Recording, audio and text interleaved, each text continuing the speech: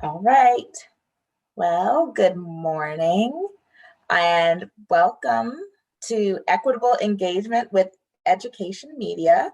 I am Mallory Mbalia, and I have my colleagues. I am the Director of Educational Engagement with Children's Media and Education Services at PBS North Carolina. And then I have my colleague, Jade. I'll let her introduce herself. Hi, everybody. My name is Jade Packer. I am the Engagement Program Manager for the Children's Media and Education Services Division at PBS NC, and I have the pleasure of working alongside these two ladies. You've met Mallory, you've met myself, and I will now toss it over to Lauren. Awesome. Thank you, Jade. I am Lauren McDowell. I am one of the program coordinators of engagement initiatives with the Children's Media and Education Services at PBS North Carolina. And I'm also serving as the interim program manager of educator, parent, caregiver engagement. We are so glad to be here with each of you today. So before we get started, we would love to know, one of our favorite questions is, would you rather be a child today or go back to when you were a child? So we'd love for you to share that in the chat.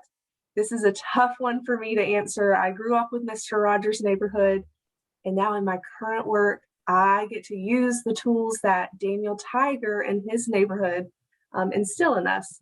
And he is actually from the original Mr. Rogers' neighborhood. So I see one person shared yesterday and today. That's me too. I would love to just hop back and forth whenever I can. So any other thoughts? Would you rather be a child today or go back to when you were a child? All right. Well, thank you for sharing in the chat. We are so glad to be here today. And I'm going to pass it over to Jade. So before we get started, of course, we love to tell our story about who we are as an education division. So we have a quick video to share with you. You'll get to see some of our incredible team members talking a little bit about the engagement work that we do across the state. So enjoy.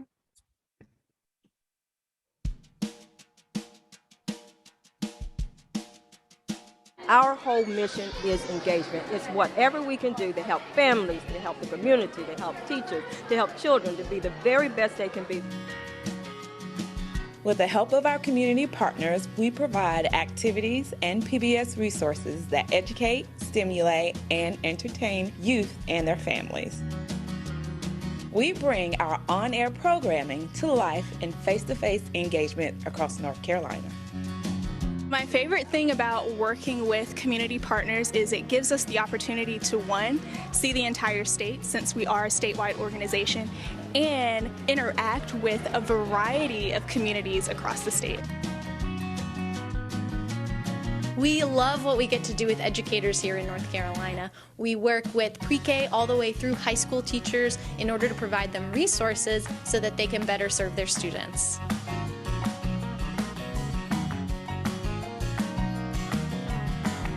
Some of the most crucial work we do with Children's Media and Education Services is providing resources and educational programming to a child's first teacher, their parent. We do this by offering them resources at community events and also through parenting workshops, partnering with local schools across North Carolina. Bright by Text is our brand new texting initiative. Parents and caregivers can subscribe to this service at absolutely no cost, and they can receive educational tips as well as school readiness tips and information about free events that go on across the state. I love working with the Rudel team. I get the opportunity to work with the children, the families, educators, and communities of the state, and we can see the impact of our work by seeing the smiles on all the faces. And of course, our largest platform is our broadcast signal. Through Rudel, our children's brand and 24/7 Kids channel, we deliver quality research-based educational content from PBS Kids 24 hours a day for free to households across North Carolina.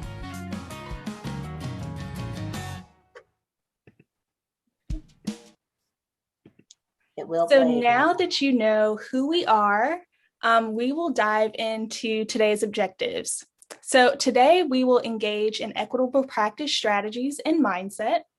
We'll learn a new framework for delivering content, discuss partnership opportunities, and then, of course, explore the PBS resources that can be used in the classroom, parent-caregiver outreach efforts, community events, and beyond.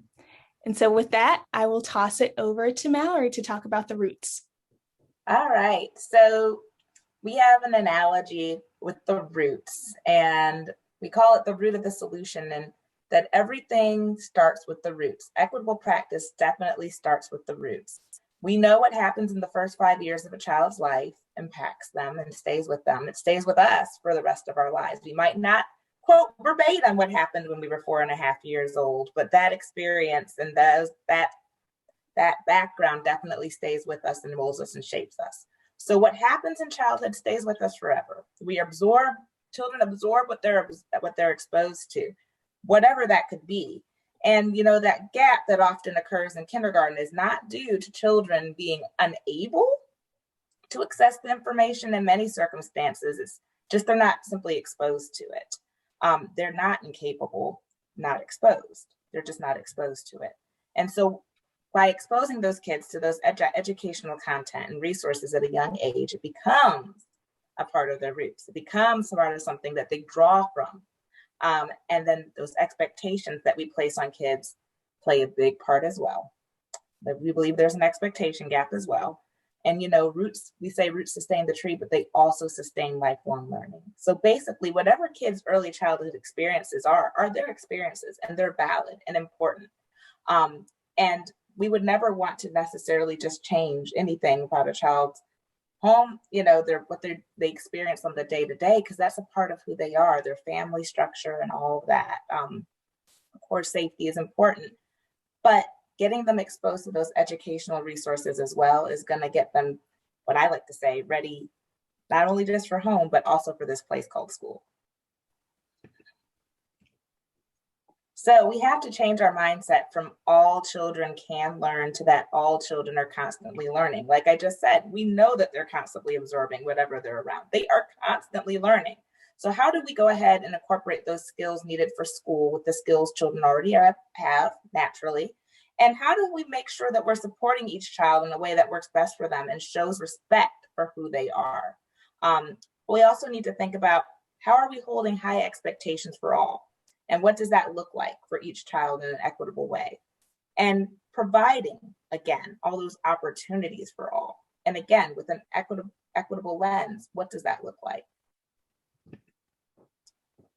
Well, this is where we come in a little bit. PBS is a trusted brand that has been welcomed by children and families for years and years and years. You can trust that when you share PBS content with children, that it is developmentally appropriate, educational, and fun. It's also standard aligned. Usually, especially if you go to PBS Learning Media, which we'll talk about later, they'll definitely make sure there is a standard connected to all the resources they put out there. Engagement is key for all children to learn. I used to be an assistant principal, and I would always say, that could be a fabulous lesson. It's a great lesson. You might, as a teacher, have written it perfectly to the T. You've had every single component. But if we go in the classroom and the kids are spinning and no one's paying attention, then that lesson, as fabulous as it was on paper, was not engaging. And so you have to have kids engaged in order for them to learn. Well, again, with any kind of character, be it one of the ones that are on the TV screen, or I would like to pretend that when it was science time, I'd dress up in a science coat and do all the things, or we were publishing books. I was the publishing fairy when I was a teacher. Kids connect to characters, thus they connect to content. When we get that mindset, it's very, very true from a young age. We're always imitating. And then even as we go up in age, we're always wondering, well, why can kids walk around like whatever they walk around like? They're imitating the entertainment that they see. They're going to connect to them. And then that's why they memorize every single word in that song, but maybe not so much the math tables. But if we turn into, sometimes if you flip it up a little bit, you can get them. So an equitable lens, it's really giving kids what works best for them.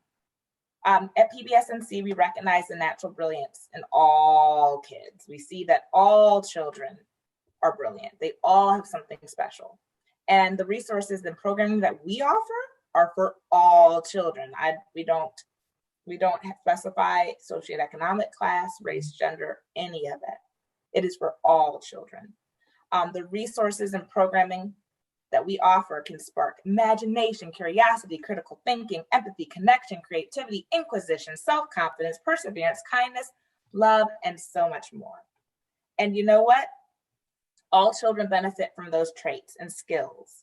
And when I was teaching kindergarten, my parents would always be like, what do my kids need? What do they need to be successful? Skills. I would always say skills, not drills.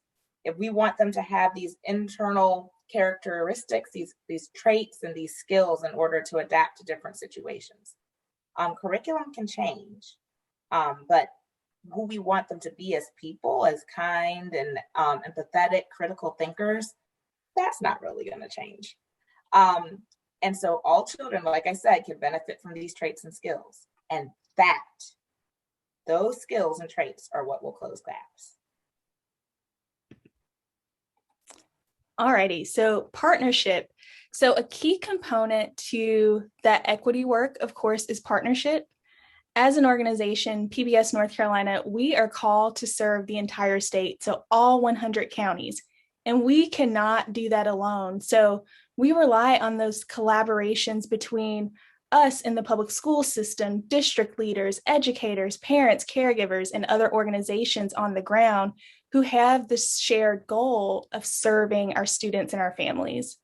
And so here you'll see some examples of how we've partnered with communities over the past and also present. So we have what's called our family community learning workshops.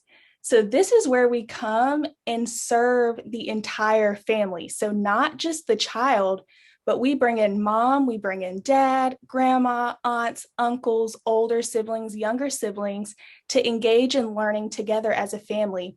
And we partner with public schools for this. We've worked with the Boys and Girls Club. We worked with the public library as well.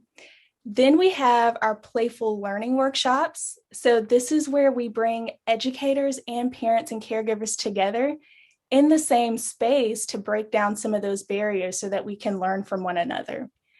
Then our personal favorite, Teacher Summit. I know all three of us are jumping up and down for joy internally. Teacher Summit is a partnership with, sorry, I was muted. Teacher Summit is a partnership between DPI as well as other statewide organizations to serve all of our teachers across North Carolina. So of course, we did go on pause for a bit due to COVID, but we are coming back bigger, better, and stronger next year. We're super, super excited about it, and we look forward to sharing some details with you very, very soon. Then we have our at-home learning initiative, which is another partnership with DPI, as well as the Friday Institute. And this came about because of the school closures due to COVID, and we wanted to come together to make sure that we were serving those families who had limited to no access to broadband. And so that's where we sort of came in and realized we have our broadcast. Everyone is able to access our channel, PBS NC. So why not curate educational programming that kids can access and enhance their learning? And then working with DPI and our incredible teachers across the state, they came together and developed extension activities and lesson plans that coincided with the broadcast. And then finally, we have our PBS Digital Innovators, our early learning champions and trainers. So Mallory and Lauren, they were our veteran digital innovators as well as education trainers before coming onto the team full time. But we could not do any of this work without these individuals. These are current educators all across the state who work with us, who utilize their partnerships, their networks, the relationships they've built to help better serve our children and families across the state. And so these are some examples, some photos that you see from some engagement work that we did in Wayne County. So here we had partnered with the local Boys and Girls Club as well as a local public school for a summer camp, as well as a family and community learning workshop. And so you'll see the kids and some of the parents here engaging in activities. Some additional photos. And then these are also photos from the same engagement, but this was actually from last year when we had to go virtual. So kids and families actually submitted photos of them engaging in the activities to us via email. And so all those photos you saw were actually from our Ready to Learn community collaboratives from Early Learning and Media Initiative. That's a long title, but this is where we brought together Wages, Early Head Start, the local Smart Start, a few local public schools, the public library, all came together to put together a strategic plan on how to better serve children and families in Wayne County. We have a similar model in Catawba County right now, hyper-focused on NC pre-K children, and that is being led by the incredible Lauren McDowell. And then you heard a little bit about our at-home learning initiative, which was started, of course, last year in response to the school closures, but then we had two special components, our Teacher Time and Classroom Connection projects. So with Classroom Connection, we worked with 24 teachers based in North Carolina, and we filmed them delivering math and literacy lessons on our air for those pre-K through grades 3 students. These teachers developed 192 lessons. That is absolutely incredible during COVID, on top of what they were already doing. And then we have Teacher Time, where we worked with our Boroughs Welcome Fund Teacher of the Year cohort to film short interstitials of them delivering STEM-focused activities that kids and families could do at home. So this, as you can see, demonstrates the importance of partnership and working with communities and building those relationships to better serve our people. Yeah, you are so right, Jade. At the end of the day, we could not do this without you, administrator, you, educator, our Teacher. work. Yes, everyone. We could not do this without you. And so our next thought is, as we go into each community, as we are in your community, the resources we're sharing are all fact and educationally sound. As Mallory said earlier, we're shifting that mindset to all children are constantly learning. So as our learners are going and going, as your teachers are in their classroom supporting all of these different learning styles on the go always, what approach, how can we make this media engaging and meaningful? So we have a model. So our model is our watch, play, explore, and share.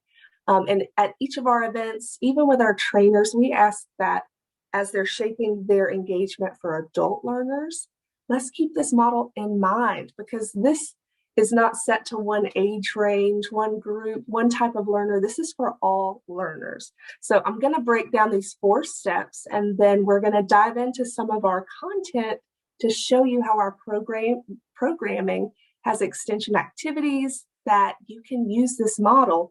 Go back, share this with your teachers, share this with your colleagues, share it with your family. I share it with family members whenever they're wanting to support a learner. So let's take a look. We're going to start with our watch. So this is where we know in the classroom, I use this with my learners, we want to get that buy-in. Where is that hook? So that's where our PBS Kids media can come in and bring content to life. Mallory said this earlier also, that kids connect to characters, thus they connect to content. Right. So when we connect to the characters, we connect to the content even more. So we'll start with that watch, and we're going to leave you with some cool tools that you can share in your classroom, just short clips. You don't have to watch a full 20-minute episode. So we start with that watch. Then we move into the play. So we know that learning through play looks different in each grade level. But this step in the model is super important, because this is where the learner has the opportunity to take responsibility for their own learning. This is where they get their hands in it. And this is that meaningful step to where, okay, they're intrigued. We've got that watch, but then that play, they can get into it. So this is learner-led engagement there. Then the third step is the explore. This is where the trusted adult steps in, whether it's the family member, if this is an at-home activity taking place, if it's the teacher in the classroom, or even a peer-to-peer opportunity. So this is where we take it deeper into the content. And this is where you'll see our standards really highlighted. Whether you have an early learning classroom, you have your Common Core standards, everything we're going to share today is standard aligned. So that exploration, we're going to have ideas to share with you for that. And then last but not least is that share out. And we know we want to get to that deepest level of Bloom's taxonomy, and this is where it happens. So this is where the learner can share and reflect on what they have learned. So the previous 3 steps, where are we now? What did I gain from this? So that reflection. So these are 4 quick pieces. There's even a song about it. I'm sure you could memorize this right now. So watch, play, explore, and share. Save it in your pocket. And Mallory's going to show us about one of our characters, how she can support learning with watch, play, explore, share. Watch, play, explore, and share. We do this every day. Yes, we love watch, play, explore, and share. It's what I would always say with reading. I would always say, well, if a kid can go through a book and they read every single page on the word of that book, but they can't tell you anything about it, did they really read that book? So this model definitely has that comprehension piece embedded in it. And Pinkalicious, you may know her from books because she has been in books for a while, but now she is on screen. And all of our programming, again, is educationally based. And this one is near and dear to my heart because she's all about art integration. And if we're talking about equity and reaching all learners, when you think about the first things kids do when they're little, what are the first things we're cheering? When they dance, when they sing, when they clap, when they scribble on the paper. Arts are a part of a lot of us. And bringing that out and embedding that in the classroom is really going to reach so many of our most brilliant thinkers in the classroom. And Pinkalicious gets that. You'll see her go through all different kinds of adventures, including things that show true perseverance and creativity. One of my favorite episodes is when she was trying to make a birthday gift for her father, and she decided she wanted to make wrapping paper. And so she had this vision and she was making her wrapping paper and it was turning out the way she had envisioned, but all of a sudden her brother came and spilled paint all over it and there were splotches all over the paper. And I'm again coming from the kindergarten classroom. It'll be, oh my goodness, I have to throw this away, Miss Mbalia. No, you don't. And Pinkalicious definitely flips that script around. It's a beautiful oops. That's a great book too that I often would use in the books. It's a beautiful oops, but what she did was turn those splotches into fireworks. And consider those were fireworks on her wrapping paper. So you'll see all kinds of different ways and all different kinds of art mediums on the show, from music to drawing to sculpture to singing and to just vivid imagination. We have the foundations standards that it supports here, but she supports so many other standards. And anytime you bring this into like literacy, I always like to say we can use media because they are now media centers. They used to be libraries, but media is multifaceted. You could read a Pinkalicious book now, but now you could also watch her and then do that comparison and build that vocabulary and those connections for kids. So that might be my watch, is watch an episode. And then my play might be, let's all just go make a painting based off of whatever. My explore would be, let's read that Pinkalicious book and make a comparison, or let's read another book that could show that comparison. And then to share out for that share, tell me what you learned. What connection did we make? What did you learn about yourself? What did you create? What would you like to share to show that you got something out of this? And I will pass it to the next fabulous character. Yay! Next is Super Y. I'm guessing you've probably heard of Super Y before. equipping learners, young readers with the power and the strength to read. It's a very empowering show. This show goes on a journey with 4 fairy tale friends, and it's always a magical adventure, but they are reading powered superheroes. So their strength comes from reading, and so true in the world around us. We gain so much. The power to read, that opens the door for everything, really. So in here, once you get your slide deck, you can click in, and like Mallory said, it's more than the foundation standards. Once you click into this, you can see in our PBS Learning Media which standards it aligns with. But this show is not just about alphabetic awareness and knowledge, but also phonological and phonemic awareness. They go into symbolic and linguistic awareness, and also that comprehension. So Super Y is just jam-packed with everything about reading and early literacy. So love Super Y. Check this out if you haven't already. Oh, so there's a saying that says there's an app for that. Well, there is a Daniel for that. So Daniel Tiger's Neighborhood, if you remember Mr. Rogers, this is the show that is actually all about his puppet Daniel, and they've made it into an animated series. And Daniel was the puppet that Mr. Rogers always talked to, and it's actually, we found out, it represented his childlike self. And so this is Daniel. Daniel goes on all kinds of adventures. Daniel is all about that social emotional learning. And kids really, really connect with Daniel. Again, you'll be probably more for the preschool, kindergarten audience. But I will tell you, Daniel has personally helped my family in many circumstances. I remember, and I shared this story many a times, my now first grader is a PBS kid up and down, and Daniel is definitely one of her faves.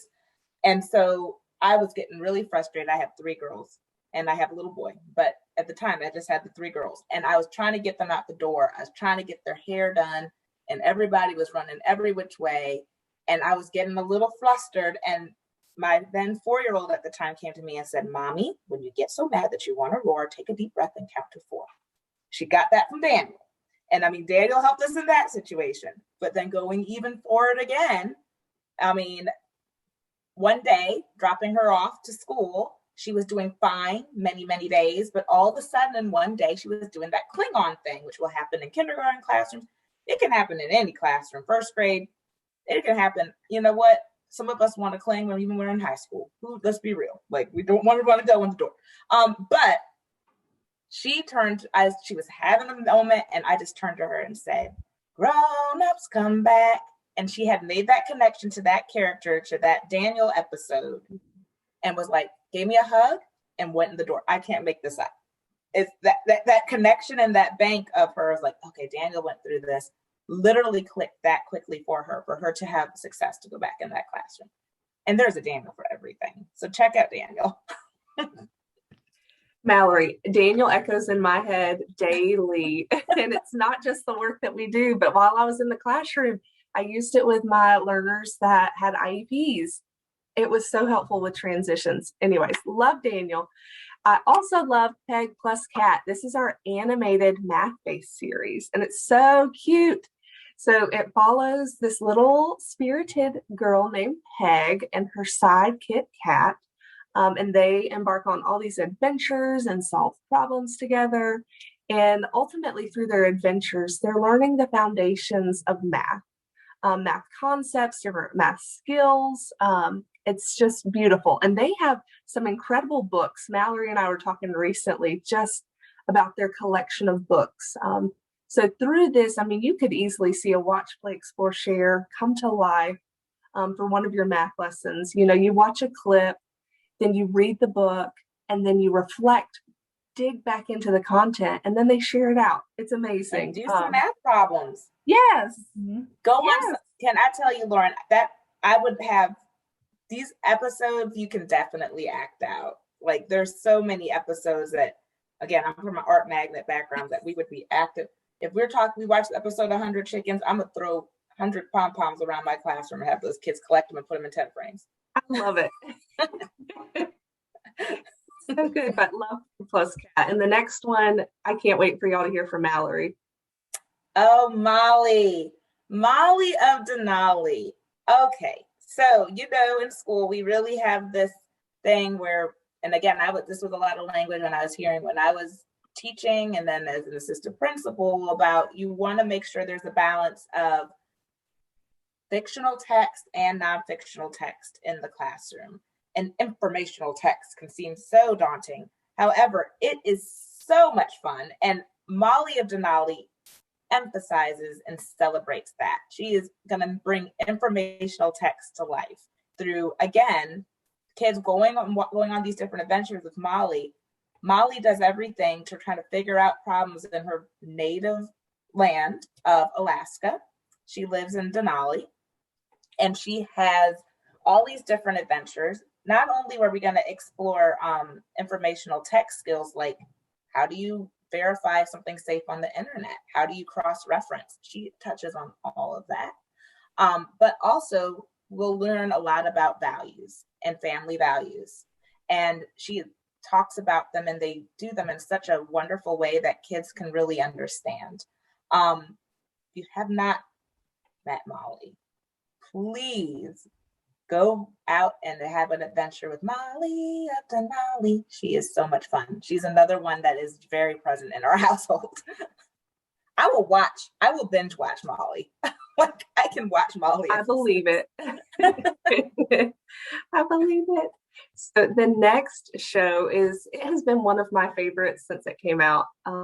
This is Let's Go Luna. And this show, it says at the top, fostering global awareness and tolerance, but it is that and so much more. So it's all about these three friends traveling the world with their families in a traveling circus. And their guide is Luna, pictured here, the moon, and they explore new places together.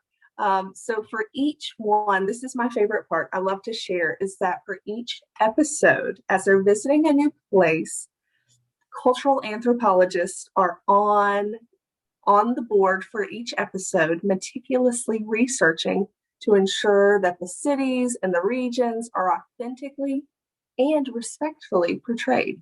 So whenever you share a clip in your classroom, it's backed, it's been researched. You know that what's being shared is authentic and meaningful, and being presented with respect and care for that region that your class will be exploring. And another reason that I love this is the resources. So I love just our shows that have just a gazillion resources available online, and this is it. You will find, we'll share in a second, PBS Learning Media, but there you will find so many standard aligned videos and resources from Let's Go Luna. Your teachers will love it. And also, side note, that the animator for this show was the creator of Rocco's Modern Life and Camp Laszlo. So you'll hear, as you're listening, some of the voices will sound familiar. And that's why, because you may have heard them before. So the next slide, we went ahead and broke down a watch, play, explore, share for you, because we would love for either you to take this back to your classroom and implement or share one with one of your teachers that you could see this coming to life in their classroom. So this is quick. We have the links embedded, a clip where Luna and her three friends, there they are, they go to Mexico City. And so the next piece will be the play. That's your hands-on activity like we talked about. An idea will be to make maracas. And then next, as Mallory always says, there's a book for that. So you're exploring, you're going to bring the literacy back into it. And then the share out. I could even see this being a piece to extend into the home. So that reflection, sharing with their caregiver, and then coming back and sharing with the class how that went. So this is a quick, you could see this happening in 20 minutes or less, this whole 4-step piece here. So next, I think we're going to dive into our resources. Jade? Yeah, so kicking off some of our resources, Bright by Text is one that we are so proud to have access to. So researchers found that over 96% of people have access to a cell phone and check text messages. I know all of us, we're always on our phones, we're always texting. And so this is a great way to reach parents and caregivers of our little ones. And so with this service, families can receive educationally sound and developmentally appropriate tips right to their phone at absolutely no cost. And that content actually comes from the Abecedarian Project, right from our folks right in our backyard, Frank Porter Graham Institute at UNC. All of these messages are available in English and Spanish, so we reach a broad audience of folks because we did not want to leave anyone out. And then we have some curated content from some of our incredible partners, PBS, as well as Sesame Street and Communities, which you'll hear a little bit more about later. And then my favorite piece about this resource is that we can hyper localize our content all the way down to a subscriber's zip code. So a person can find out what is going on in their backyard, whether it's a food bank, a diaper drive, if there's a local community engagement event going on, they can find out about that right at by using their phone. And then of course, there's extended learning materials, short videos featuring some of our PBS Kids content, as well as related resources. So here you'll see how to subscribe to the service just by texting this simple keyword connect to the number below. And if you don't have any little ones, we encourage you to share this with your family and friends, or you can do as many of us have done, create an imaginary child just to see what the service is like. And so with that, we will pass it over to PBS Kids for Parents. Yay. Thank you, Jade. And with Bright by Text, I do not have children of my own, but while I was in the classroom, I did enroll for the text for the age range. I had learners with different needs and learning supports were in place. So I found that the texts really help. There are specific ones for if you have speech concerns, you can subscribe for that specifically. So it's really cool. And you'll see that many of the texts will link you back to our PBS Kids for Parents. This is our, great. Yeah, amazing. So this website is not just for parents, but an amazing resource for parents. It houses a plethora of parenting tips. There's hands-on activities, there's games, it connects you to the apps and the clips to go with those activities. PBS Kids for Parents always says that they are helping raise the kind, curious, and resilient children. And I like to call them learners. So this support, check it out and share it with your parents. And then Mallory has another resource that we love. Oh, I love Sesame Street and Communities. And so I do have kids. I've got a lot. I got 4. So what I will say also about Bright by Text is that if you have more than one kid, you can subscribe for multiple ages and get text for multiple kids, which is wonderful. But Sesame Street and Communities. So we know in schools that kids bring whatever experiences they have with them into the school, and it is our jobs as educators to serve the whole child. Sesame Street and Communities, well, Sesame has already been brilliant for the many years it has come even more brilliant with this initiative with Sesame Street and Communities.org, which is a free resource for educators and parents, providers, that has resources on some of the toughest issues that our kids face. And honestly, this is a session that we usually do. We have done an 8-hour session on the brilliance of Sesame Street and Communities. So I will not be doing it full justice right here. Please go check it out. But it has information on any issue that a lot of the issues you could think of, from dealing with a parent that's in incarceration. What can you do if a kid comes up to you in the middle of class and we're talking about families and the kid just organically says, well, my daddy's in jail, or my auntie's in jail, or somebody's in jail. For an educator, that can be a shocking thing. Like, well, how do I respond? Well, Sesame Street has come up with all different kinds of things to help you with even just that specific thing that a child could bring into the classroom. Everything from trauma-informed to natural disasters and things of that nature, response to trauma. There's something about, sitting a kid down and talking about some of these most toughest issues.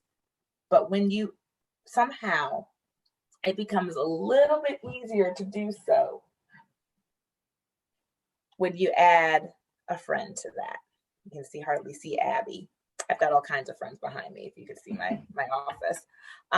Makes it a little easier for the kid, because going back, kids connect to characters, not only just to connect to content, but it becomes a safety thing. Sesame Street knows that brilliance, and they bring it not only just in English, but in Spanish as well. So there's some more, just a recap. And PBS Learning Media, we have been hinting at this the whole presentation. This is just like Sesame Street and Communities, and PBS Parents has resources bank. Well, Sesame Street and Communities has more research bank closer to PBS Learning Media. PBS for Parents has resources that you can kind of just pick and choose. And then PBS Learning Media has kind of, oh my goodness, you can create an account as an educator and go through all of the different content that you have available on there beyond just our kids and education, like the kids programming. There are resources on everything. You see the bullet points there, but honestly, I've done presentations in front of school administrators and teachers and everyone. And I remember doing this presentation on PBS Learning Media, and everyone was like, oh yeah, teachers are like, oh, I can find this, because it is really for pre-K through 12. You'll find things that are standard aligned. Every resource will have standard alignment. What also I love about the resources is the videos on here. Most of them are 7 minutes or less, which is great, because when you're using videos in classroom and that technology standard, how are you using it effectively? If your kids are just sitting and watching something and aren't really embedding it, then that's not necessarily technology integration. That's more technology isolation. This learning media is going to give teachers the opportunity to really do some true technology integration with clips that are targeted information that will enhance the lessons that they're doing. Again, back to that presentation, I went through that whole presentation, and at the end, the guidance counselor was like, that was great, but is there really anything on there for me? I said, well, give me a topic. And I think she gave me bullying. And again, we put bullying in there, and it was a whole list of resources, bullying, not just videos, but lesson plans, resources, all kinds of things. There's all kinds of amazing information on this resource, and it's free. If you know about Discovery Ed, you got to pay for that. And there's some other resources that are out there that are really, really great. There's all kinds of resources. PBS Learning Media, I mean, is a free resource, and you're going to have access to all of these great resources. So please check it out. So as Mallory shared, there is something on PBS Learning Media for everyone, even our own local science content. So we have a science team who has developed free interactive lessons for our middle school learners. And actually some of that content is applicable to some of our high school students too. And it is aligned to North Carolina state standards. There's a wonderful collection that you can find on PBS Learning Media. So we encourage you to create a free account and explore some of those resources. And there's a full collection of the middle schools in the OERs as well. But this is hyper localized content specifically for our North Carolina teachers. So we really encourage you to take a look at those, because you will definitely find something that you can use in your classroom. Mm-hmm. Okay. But wait, there's more. There's more, friends. So we also want to share with you some resources specifically for grades 6 through 12. That's our PBS News Hour Extra. So this is news for students, and it has resources for teachers as you're supporting your students navigating the news. The next on the list is, of course, PBS Kids. This is where all of the videos, games, activities from all of our shows are housed.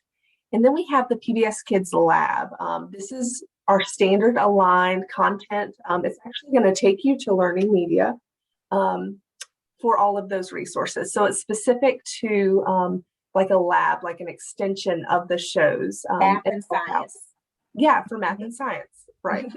And then also we wanted to share several of our new shows, and we have another one we want to add. But first, you will see Xavier Riddle and the Secret Museum. That is really fun. It's about a group of friends that go to the past and explore different topics from history. So you might see them visiting, let's say, Jackie Joyner Kersey and other historical American characters. And then Eleanor Wonders Why. This is one of my favorites. She is the most curious bunny rabbit out there. So you're going to see a lot of science and inquiry happening. And then Hero Elementary. So this is where 4 superhero friends and their teachers work together to solve problems. So that's really cool. And then Don Quixote is our latest. And that's another extension from Mr. Rogers' Neighborhood. So we hope that you will check out these resources. And then I think there are a few more on the next page. Yes. Yay, that Mallory's going to A few more fabulous things. And some of the other shows I was thinking as we were going through that are still on our air and still very loved. Wild Kratts is still on there and very, very loved. They're still coming out with great episodes. Another one that's out there that we didn't talk about, which is definitely still on the air, is Sesame Street. And so, we still have a lot of other programming beyond. Arthur is still on air. Clifford and the Big Red Dog. There's all kinds of shows. So if you go on pbskids.org, you'll see all the different ones that are available. So a few more fabulous things, fun for teachers and y'all too. We have virtual professional learning series. These are VPLSs. These are actually put on by PBS. Those digital innovator all-stars, which I got the pleasure of being one of their 2018 ones. They now have a new class of 2020. We were charged with putting on these virtual professional developments online with some of the most incredible guests that you could imagine, doing some really cool topics and content that have that variety from early childhood all the way through high school. So those are great. And if you follow on PBS, they usually promote them very well. There's the PBS Regional Teacher Summit. We talked about that. So the Teacher Summit itself, we have not done one in a little while, but those are coming back, and those are for grades pre-K through 12, where we usually partner with all different partners across the state, including we partner with DPI and others that are really about bringing all the relevant different teaching practices and new teaching practices to teachers in a summit where they can get credits and CEUs. We feed them. We have a fabulous time. We're always packed to capacity and always have a waiting list. And so we are working on bringing those back, post all that's gone down. But we do have our early childhood summit. That'll be our first one that we're going to bring back live and in person in June of 2022. And that one is shaping up, again, to be super fabulous. We're looking at already having 40 plus different breakout sessions that could be at that, along with some really fabulous guests. So we are really excited to bring those back. PBS Ed Camp is also something we are looking at bringing back soon, where if you've ever been to an Ed Camp, we're doing it the same way, where you have to come up with the topics and giving teachers, again, that opportunity to get PD the way they want it. Administrators the way the PD the way we want it. And then Rudel Ambassador Program. Again, I did not have time to do this one justice, but we are getting ready to launch our Rudel Ambassador Program, which is a program where we talked about we are charged to serve the whole state of North Carolina, all 100 counties. Well, we are not 100 of us, and we are really based out of the Triangle. That's where our headquarters are. But we are charged to serve the whole state.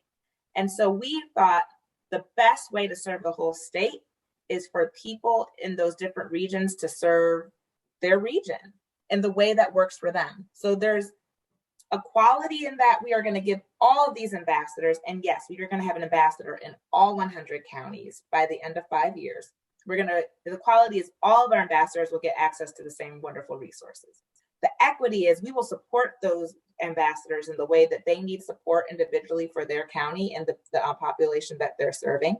The differentiation comes in, and they have the autonomy to do what works best for their county, and whatever those deliverables they choose to do, we're asking them to do too. Could it be at the library? Could it be at a state fair? Could it be wherever, to get these resources into families and educators' hands? That is up to them. It also has to pass the eye test. We are a big, beautiful, diverse state. And when we look across this field of 100 ambassadors, it needs to represent the diversity of face, space, and place. We need to make sure that we are representing the whole state of North Carolina, so that we can have every child in North Carolina see themselves in what we are trying to offer to them, and families too. So more to come on that. Our first 16, our cohort, we are really getting ready to launch. We're really close next month. Our first 16 counties have been selected, and we are going to get ready to announce those ambassadors soon. And if it's not in your county yet, it is coming, because we are going to all 100. So we have first 16 this cohort. The next cohort, oh, my, we do my math. Jade, what is it? Is it 30? 30. 30 the next one, and then the next one is 30, and then the last one is 25. Right, or 24. Yeah. Well, it's 30, 29, 25. There it is. 30, 29, 25. I knew, because we had 16. We originally going to have 15, but we were like, wait, we got to add this last one more county. And then in development is our teacher educator advisory group. We are going to call it teacher advisory group, although we are planning on having administrators and counselors and everyone on it, because we like that it's tag, tag your in. That is in development right now, and what that's looking for is a group of educators to serve as advisors to our education efforts. We want to make sure we are staying relevant. I can tell you the three of us on our Kids and Ed team are from education. We all come from that educational background, but we are not currently in the classroom. We stay abreast of all that's going on the best we can. So we know we need to hear from those who are doing the work in the spaces right now. And so this group will be comprised of, like I said, an administrator, a guidance counselor, a special education teacher. I want a specialist. We want media specialists. We want educators from all the different levels, from preschool all the way through high school, and others, a social worker, all to help guide our work and talk about the different trends that are happening in education, so that we are serving you and our children the best way. Not the way that we see, but the way that it's needed to be. And we respect and are so grateful for the education community. And that's who we're called to serve, is the education community and the greater community. So we want to make sure we're doing it right. So there'll be more to come on that. And we're excited for that.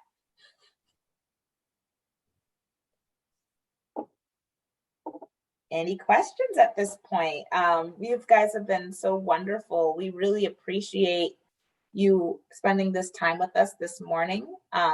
This presentation has been recorded, so if others were not able to join, they will be able to see it. But if you have any questions, by all means, go ahead and put them in the chat, or feel free to unmute and ask.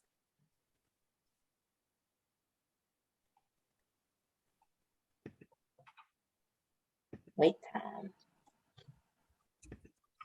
Looks like we're good, friends. All right. We apologize for all the big boxes that keep showing up. Well, please stay in touch with us. You can follow us on Instagram at RoodleNC or at MyPBSNC, or on Facebook at MyPBSNC. You see our emails are there. I am Mallory Mbalia, and then there's Jade, and then there's Lauren. By all means, reach out to us. And we are so grateful that you spent this information with us. You spent this time with us and heard the information we had to share. Thank you. I was reading a comment. Thank you for your comment. And we hope you have a fabulous day. Thank you. Stay in touch. Thank you. Oh, yeah, there's your attendance form. If you click complete it, the bit.ly is right there. So we'll leave that up for you guys for a couple of seconds, a couple of minutes. Oh, and thank you for what you guys do. I saw that at least one of you had principal in your title, and thank you for what you do. All right. I think we're good to go.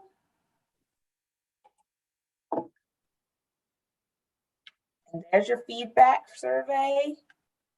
I think that's on the app for every I think that's in the app or the registration things that you guys have. But there it is again. And is there any other slides? Or is this it? That's it. Well, thank you so much, everyone. And it is 10:25. I always like to say the best gift we can give is the gift of time. So take your 5 minutes back and enjoy your morning. And we hope to see you all again soon. Thank you. Bye.